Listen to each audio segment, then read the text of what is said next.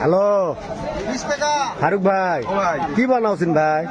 সিঙ্গারা সিঙ্গারা মঞ্জু ভাই সিঙ্গারা এটা মঞ্জু ভাইয়ের দোকান। মঞ্জু ভাই এরা মঞ্জু ভাই সব মাওলার খেলা এলা সবকিছু মঞ্জু ভাই বিক্রি করে।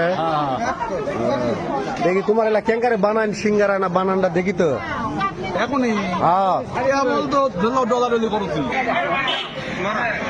সিঙ্গারা সিঙ্গারার ভিতরে কি কি দেন ভাই?